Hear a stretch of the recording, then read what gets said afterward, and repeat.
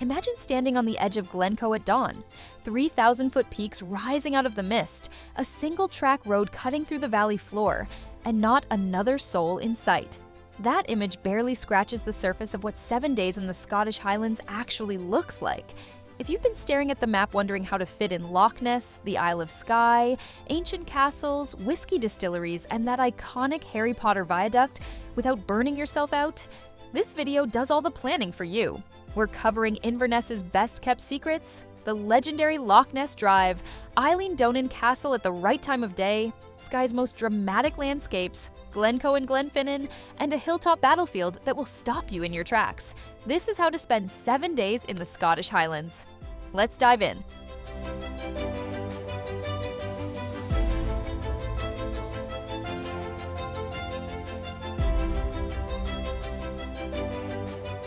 Day 1. Inverness. Get your bearings. Start your road trip in Inverness, the capital of the Scottish Highlands, flying into Inverness Airport and collecting your rental car on arrival. Urquhart, Avis, and Arnold Clark all have desks at the terminal. For a 7-day road trip, expect to pay roughly $40 to $65 per day for a standard vehicle in shoulder season, rising to $65 to $100 in peak summer from June through August. Book at least 4 to 6 weeks ahead to secure the best rates. Rather than heading straight into town, drive 5 miles east along the B9006 to Culloden Battlefield first, a decision that will set the emotional tone for your entire week. On this flat expanse of moorland on the 16th of April, 1746, the last pitched battle ever fought on British soil ended in under an hour, with around 1,600 Jacobites losing their lives. The National Trust for Scotland's Visitor Centre is one of the finest in the country, with a 360-degree immersive battle theatre and genuinely moving artifact displays. Adult admission to the visitor center runs around $15 to $16. The battlefield itself is free and open at all times. Arrive by 9 in the morning in summer before coach tours descend. Back in Inverness by late morning, walk along the River Ness and take in the Inverness Castle experience, which soft opened in December 2025 as a modern visitor attraction with rooftop views across the city and surrounding hills. Admission runs around $25 and can be booked at invernesscastle.scot. The high street is compact and walkable. Stop into Leakey's secondhand bookshop on Church Street, housed inside a converted Gaelic church and stacked floor to ceiling with rare volumes. It's free, quietly extraordinary, and completely unlike any bookshop you've visited before. Now here's something nobody tells you about Inverness. The restaurant scene punches significantly above its size. For dinner, the Mustard Seat on Fraser Street is a local favorite occupying a converted church on the riverbank, with mains running about $30 to $42 and a riverside terrace that's worth arriving early to claim. Tomorrow morning, you take the most legendary loch drive in the world, and one stop along the way is non-negotiable. Day 2, Loch Ness, Urquhart Castle, and the Great Glen. Leave Inverness early and head southwest along the A82, which hugs the northern shore of Loch Ness for its entire 23-mile length. The loch is immediately, almost absurdly dramatic, 23 miles long, around 755 feet deep, containing more fresh water than all the lakes in England and Wales combined. Your first major stop is Urquhart Castle, perched on a rocky headland above the loch at the village of Drumnadrochit. Once one of the largest castles in Scotland, it has a turbulent 1,000-year history. Seized by Edward I, reclaimed by Robert the Bruce, and eventually blown up by government troops in 1692 to prevent Jacobite use. Adult admission runs roughly $16 to $19, and booking online in advance through the Historic Environment Scotland website at historicenvironment.scot is essential in peak season, as timed entry slots sell out. Arrive at opening time to beat the tour buses and climb the 5-story Grant Tower for the finest views over the full length of the loch. Here's something nobody tells you. If budget is a concern, you can still photograph the castle from a footpath just southwest of the car park, along the road toward Drumnadrochit. It's not the same experience, but the view is genuinely striking and completely free. From Urquhart, continue southwest toward Fort Augustus at the southern end of Loch Ness, a small village built around a working series of canal locks on the Caledonian Canal. Watch boats negotiate the 5-lock staircase, grab lunch from one of the waterfront cafes, and take a free walk along the canal path before heading back north toward Inverness via the quieter B862, which tracks the loch's southern shore. This less-driven road offers wilder, more solitary views of the water and the hills above. For dinner, the Loch Ness Inn at Drumnadrochit has a solid reputation for hearty Highland cooking: venison, smoked salmon, and Cullen skink, with mains running about $18 to $28. Tomorrow you leave the loch behind and drive west to Scotland's most photographed castle, then cross a bridge that feels like stepping into another world entirely. Day 3. Eilean Donan Castle and the Isle of Skye. This is one of the great driving days in Scotland. Leave Inverness and head west on the A87 for roughly 1 hour and 45 minutes toward the village of Dorney, where Eilean Donan Castle sits on a small island at the confluence of 3 sea lochs: Loch Duich, Loch Long, and Loch Alsh. It's the castle you've seen on every Scottish postcard, and it absolutely earns its reputation. Originally built in the 13th century and rebuilt in the 1930s, it is featured in films including Highlander and James Bond. Adult admission is around $14, purchased on site with no advance booking available. Doors open at 9:30 in the morning in summer. Now here's something nobody tells you. The best photograph of Eilean Donan isn't from the main car park. Walk a short distance back along the road toward the village of Dorney and look for the Long Loch Bridge path. From here, you get the full stone bridge curving into frame with the 3 locks spreading out behind. It's far less crowded than the main viewpoint and gives a dramatically different composition. From Eilean Donan, it's a 30-minute drive to the Skye Bridge, which you cross for free. The bridge has been toll-free since 2004. You're now on the Isle of Skye, the largest island of the Inner Hebrides and the most scenically intense place in Scotland. Head straight to Portree, the island's capital, to check in and have lunch. The Isle of Skye Baking Company on Somerled Square is a local favorite for fresh baked goods and sandwiches at around $8 to $12. Portree's harbor, ringed with colorful painted facades, is worth a slow wander in the afternoon. For dinner, Scorrybreak on Bosville Terrace is Portree's most acclaimed restaurant. A small, intimate room with fewer than 10 tables and a set tasting menu that costs around $120 per person, showcasing seasonal Highland ingredients with real creativity. Book well in advance by emailing info@scorrybreak.com, as this is one of the most sought-after dinner reservations on the island. Set your alarm for sunrise tomorrow. Skye's most famous formations look completely different before the rest of the world wakes up. Day 4. Adventure Day. Skye rewards those who move early. Drive north from Portree on the A855 toward the Trotternish Peninsula, one of the most otherworldly landscapes in the British Isles. The Old Man of Storr is the iconic first stop, a 50-meter basalt pinnacle rising above the surrounding ridge. The trail from the main car park on the A855 is a roughly 1-hour return hike, gaining around 290 meters in elevation. It's free to hike, but the car park charges around $8 for the day. Come before 8 in the morning and you're unlikely to share the summit with more than a handful of people. Continue north to the Quirang, one of the most dramatic landslide landscapes in the world. The A855 curves around the Trotternish Ridge with pullover viewpoints every few hundred meters. A circular hike of around 4 miles from the Quirang car park gives access to the famous Table, a hidden plateau perched between crumbling cliffs. The car park charges around $4 for 3 hours. The hike itself is free. Here's something nobody tells you about Skye. The ferry pools in Glen are worth saving for late afternoon. A 20-minute drive southwest of Portree and a flat 30-minute walk from the car park, the pools are a series of crystal-clear, impossibly blue swimming holes fed by waterfalls from the Quillan Mountains. Entry is free. Parking charges around $8 for the day. In late afternoon light, the Quillans reflect in the water and the pools are far less crowded than at midday. Back in Portree, the Isles Inn on Somerled Square is a relaxed local pub with solid food, live traditional music some evenings, and mains around $15 to $22. Tomorrow, you cross back to the mainland and chase one of the most magical moments in British filmmaking history. Day 5. Glenfinnan Viaduct and Fort William. Leave Skye early via the A87 and head southeast on the A87 and A83, called the Road to the Isles, toward the hamlet of Glenfinnan, roughly 2.5 hours from Portree. The Glenfinnan Viaduct is one of the most photographed structures in Scotland, a 21-arch concrete railway bridge built in the 1890s, curving elegantly above the River Finnan with Loch Shiel gleaming behind. It was used as the Hogwarts Express Bridge in the Harry Potter films, and between April and October, the Jacobite steam train, operated by West Coast Railways, crosses the viaduct twice daily in each direction. Watching a black steam locomotive trailing white smoke across those arches, with the loch behind, is a genuinely astonishing sight. Tickets to ride the full Fort William to Mallig round trip on the Jacobite run about $85 to $90 for adults in standard class.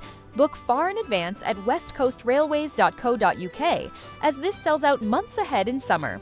For the viewpoint shot without riding the train, park at the Glenfinnan Visitor Centre car park at around $6 and follow the Viaduct Trail under the bridge and up the west hillside. This is the classic head-on angle from the Harry Potter films. Arrive at least 45 minutes before train crossing time. Westbound crossings run at roughly 10:45 in the morning and 1:15 in the afternoon to claim a front row spot on the hill. Just below the Viaduct car park, the Glenfinnan Monument stands at the head of Loch Shiel. It was here, on the 19th of August, 1745, that Bonnie Prince Charlie raised his standard and launched the doomed Jacobite Rising that would end 10 months later at Culloden. The National Trust for Scotland manages the site, with free grounds access and a small visitor centre. From Glenfinnan, head to Fort William, a 30-minute drive east on the A830. The town sits below Ben Nevis, the highest mountain in Britain at 1,345 meters. Stay overnight in Fort William. The Lime Tree Hotel on Akintor Road is a historic converted manse now operating as a boutique hotel with an award-winning restaurant, with rooms starting at around $250 to $300. For something more affordable, the Alexandra Hotel on the Parade offers mid-range rooms from about $80 to $100.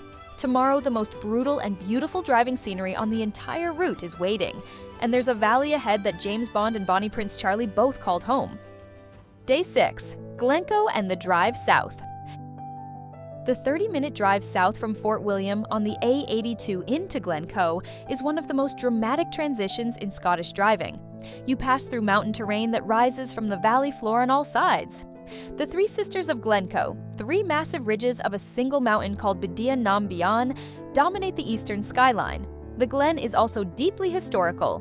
It was here, in the early hours of the 13th of February, 1692, that government troops massacred members of the MacDonald clan in an act of betrayal that still resonates in Scottish memory 300 years later. Stop at the Glencoe Visitor Centre, managed by the National Trust for Scotland on the A82, for excellent interpretive displays on both the geology and the massacre, with free grounds access. The main car park charges a small fee. Now here's something nobody tells you. Most visitors stop at the valley floor viewpoints and drive on. The real Glencoe experience is walking the Lost Valley, known in Gaelic as Coir Gabhail, a hidden plateau where the MacDonalds sheltered their cattle from raids. The trailhead is at Itinerary on the A82, and the round trip of around 3 miles gains about 300 meters in elevation through a steep gorge before opening into a wide, flat valley that feels entirely hidden from the world. Allow 3 to 4 hours and wear proper waterproof footwear. The walk is free. For Outlander fans, Glencoe was also used as a filming location for the series, and the surrounding landscape of Rannoch Moor, a vast treeless expanse immediately south of Glencoe on the A82, is among the most haunting terrain on the route. Continue south toward the town of Pitlochry, a Victorian spa town in Perthshire that makes an excellent final overnight stop before Edinburgh.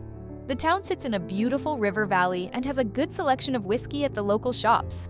The Moulin Hotel on Kirkmichael Road is a 17th century inn dating from 1695, with characterful rooms from around $170 to $230 and an excellent pub attached. For dinner, the hotel's restaurant serves traditional Scottish fare: haggis, venison, and locally smoked salmon, with mains around $18 to $28. On your final day, one last Highland detour before the road back to civilization. Day 7. Cairngorms National Park and the drive to Edinburgh. The drive from Pitlochry to Edinburgh via the A9 passes through or alongside Cairngorms National Park, the largest national park in the United Kingdom, covering over 4,500 square kilometers of ancient Caledonian pine forest, high plateau, and river valley. It's a different highland landscape from Skye or Glencoe, wilder, more open, and home to red squirrels, ospreys, and red deer in significant numbers. Stop at the Highland Folk Museum in Newtonmore, roughly an hour north of Pitlochry on the A9. This open-air living history museum reconstructs Highland settlement life from the 1600s through the 20th century, with costumed interpreters, working crafts, and historic buildings transported from across the region. Entry is free, with donations welcome, allowed 2 to 3 hours. It's one of the most genuinely engaging museums in Scotland and significantly undervisited by international tourists. From Newtonmore, continue south to Aviemore, the national park's main hub. The Cairngorm Mountain Funicular Railway, Scotland's only mountain railway, lifts visitors to over 1,000 meters with panoramic plateau views. It is now open year-round after a lengthy closure for structural repairs, concluded in early 2025.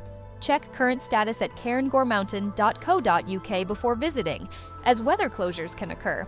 Alternatively, the Rothy Mercus Forest walks near Aviemore give free access to ancient Scots pine woodland. Here's something nobody tells you. The Speyside Whisky region sits along the eastern edge of the park. If you're passing through, Strathspey Brewery in Bodofgarten brews excellent craft ales and is a fine lunch stop, with plates running around $12 to $18. From Aviemore, Edinburgh is roughly 2.5 hours south on the A9, a logical endpoint for flights home, or a natural starting point for further days in Scotland's capital. If you're planning any tours or activities for this trip, I've linked some of the best-rated options in the video description to make things easier. Essential practical information. Transportation.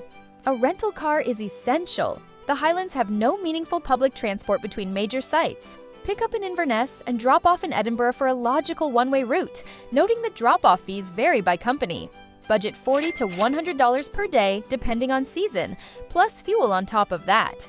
Drive on the left. Single-track roads with passing places are common in Skye and the northwest. Patience and courtesy are essential. Automatic transmission vehicles are less common in the UK. Specify when booking if required. Accommodation. Budget. Inverness Student Hotel or Black Isle Bar and rooms in Inverness, around $40 to $60 per night. Mid-range, Kings Mills Hotel in Inverness or the Bosville in Portree, around $100 to $150 per night. Luxury, Culloden House Hotel near Inverness or Torravig House on Skye, from $250 per night. Food, must-try dishes are haggis with neeps and tatties, Cullen skink, Scotch pie, West Coast langoustines, and locally produced Scotch whisky. For budget eating, supermarkets including Lidl and Tesco are found in Inverness and Fort William. Most Highland villages have excellent local bakeries for self-catering lunches. Weather and packing. Scottish Highland weather is famously unpredictable year-round. Pack waterproof outer layers, warm mid-layers, and sturdy waterproof footwear regardless of season. Summer brings longer daylight hours, up to 18 hours in late June, but also midges, which are small biting insects active from May through September in still overcast conditions. Bring midge repellent. Shoulder season from April to May and September to October often brings clearer skies with fewer crowds. Booking strategy. Reserve your rental car, Culloden Battlefield and Urquhart Castle, timed entry tickets, Jacobite steam train seats, and Portree accommodation at least 6 to 8 weeks in advance in summer. Free hikes require no booking. Always check the Historic Environment Scotland and National Trust for Scotland websites for trail and access updates before visiting remote areas. Mistakes to avoid. Treating Skye as a day trip. Skye is nearly 50 miles from north to south, and the roads are narrow and winding. Visitors who attempt Skye as a day trip from Inverness routinely spend more time driving than exploring. Base yourself in Portree for at least 2 nights to do the Trotternish Peninsula and the Fairy Pools justice without feeling rushed. Underestimating Highland drive times. Mapping apps significantly underestimate journey times on Highland roads. Single-track roads, passing place etiquette, and the simple fact that every viewpoint demands a stop mean your actual drive time is often 50% longer than the app suggests. Build this into your daily planning, or you'll arrive at every destination later than intended. Missing the Glenfinnan train crossing. The Jacobite steam train books out months in advance in summer, and the hillside viewpoints fill up fast on crossing days. If seeing the train cross the viaduct is a priority, either book a seat on the train the moment the season opens at westcoastrailways.co.uk or arrive at the viewpoint at least 45 minutes before crossing time. Arriving 5 minutes before is not enough. Ignoring the UKETA requirement. Most non-British international visitors now require an electronic travel authorization to enter the United Kingdom, introduced for most nationalities from January 2025. The ETA costs around $20 and must be applied for online before travel at gov.uk. Apply well before your departure date. Do not leave this until the last minute. This is Explorer's Radar, where we uncover the best travel experiences on the planet.